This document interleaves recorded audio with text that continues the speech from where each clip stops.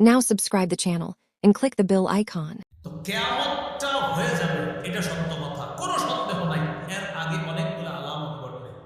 যেমন এর মধ্যে একটা আলামত হলো ফাতহু বাইতুল মুকাদ্দাস, বাইতুল মুকাদ্দাস বিজয় হওয়া। কি বিজয় হওয়া বলেন তো? বাইতুল মুকাদ্দাস নিয়ে যে যাবে, অনেক গবেষকরা বলে এটাই হবে, সে হবে, কিন্তু এই কথা আপনারা এখনই সাদা কাগজে লিখে রাখতে পারেন, বাইতুল মুকাদ্দাস কিয়ামত পর্যন্ত মুসলমানরা ছাড়বে না, এটা নিশ্চিত। হঠাৎ কিছুদিন চুপ থাকবে, মনে করবেন যে মনে হয় চুপ হয়ে গেছে, সব ঠিক না, এটা মুসলমানরা ছাড়বে না, এটা নিশ্চিত থাকে, এটা মুসলমানরা ছাড়বে না।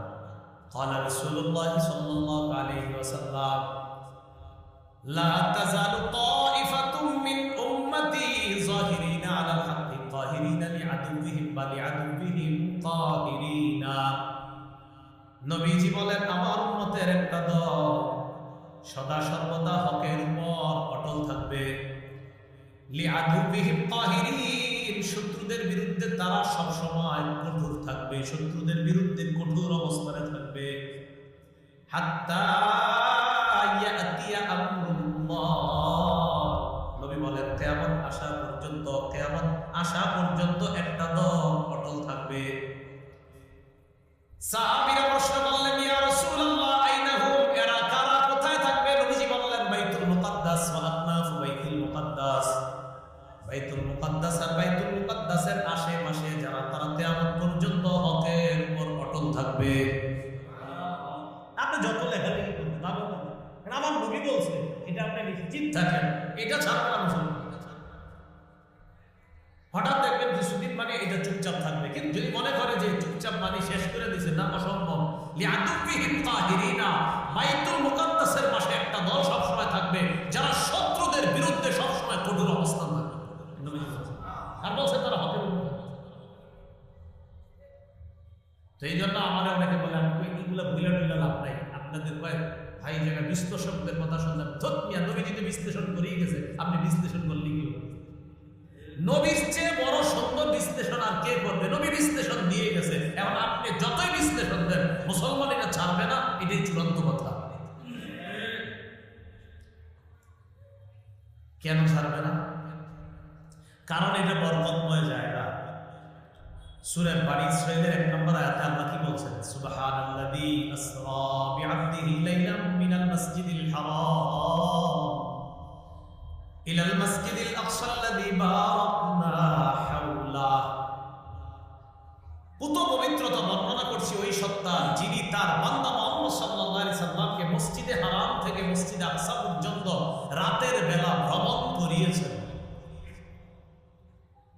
এটা সূরা বনী ইসরাঈল আছে, মুসলিম শরীফের 349 নম্বর হাদিস, আর আমাদের মাদ্রাসার পাঠ্যপুস্তক অনুসারে 162 নম্বর হাদিস, সহিহ বুখারীর 349 নম্বর হাদিস।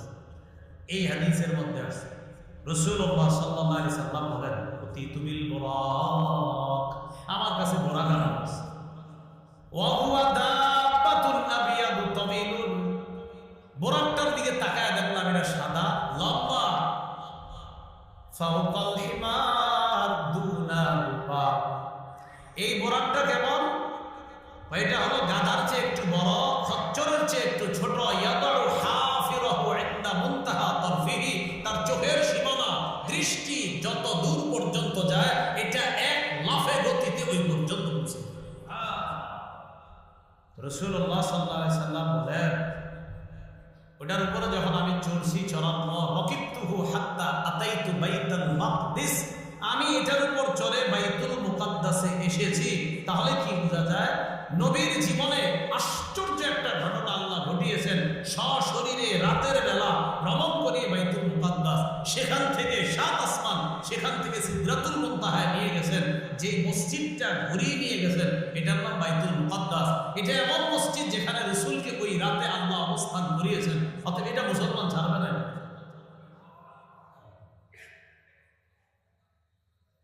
আল্লাহ রাব্বুল আলামিন সূরা সাবার মধ্যে বলেন, ওয়াজআলনা বাইনাহুম ওয়া বাইনাল কুরাল্লাতী বারাকনা ফিহা কুরান যাহিরা, আমি তাদের মাঝে আর ওই এলাকার মাঝে যে এলাকাকে আমি বরকতপূর্ণ করেছি, কুরান যাহিরা, স্পষ্ট আরো অনেকগুলো এলাকা তৈরি করে দিয়েছি। এই বরকতপূর্ণ এলাকা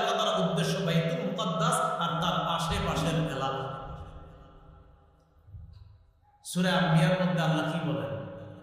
ওয়ানাজাইনাহু ওয়া লুতান ইলাল আরদি আল্লাতী বারাকনা ফিহা লিল আলামিন। ইব্রাহিম এবং লূতকে আমি আল্লাহ মুক্তি দিয়ে নিয়ে গেলাম ইলাল আরদি আল্লাতী বারাকনা ফিহা, ওই এলাকার মধ্যে নিয়ে গেলাম যে এলাকা, যে জমিনকে আমি আল্লাহ বরকতময় বানিয়েছি, লিল আলামিন, বিশ্ব জগতের জন্য বরকতপূর্ণ বানিয়েছি। তাহলে বাইতুল মুকাদ্দাস বরকতময় শুধু ফিলিস্তিনিদের জন্য না, সারা দুনিয়ার জন্য। যারা দুনিয়ার মুসলমানরা এটা ছাড়বে না, মুসলমানরা দোয়া করতে হবে দূর থেকে, আমরা যারা দূরে আছি এটার জন্য দোয়া করতে হবে, কারণ এটা আমাদের সবার জন্য বরকতের জায়গা। ঈসা আলাইহিস সালাম আল্লাহর কাছে, সুলাইমান আলাইহিস সালাম আল্লাহর কাছে তিনটা জিনিস চেয়েছে। বলেন কয়টা? তিনটা জিনিস আল্লাহর কাছে চাইছে সুলাইমান আলাইহিস সালাম। তিরমিজি শরীফের বর্ণনা 3954 নম্বর হাদিস। সুলাইমান আলাইহিস সালাম আল্লাহর কাছে এক নম্বর চাইছে হুকমান ইউসাদিফু হুকমা। আল্লাহ, আপনি আমাকে এমন বিচার করার অভিজ্ঞতা, ক্ষমতা দান করেন যে বিচারে কোনো ভুল হবে না, বরং আপনি বিচার করলে যেমন একদম খাঁটি বিচার হয় এরকম বিচার করার যোগ্যতা আমার। সুলাইমান এক নম্বর চাইছে। দুই নম্বর চেয়েছে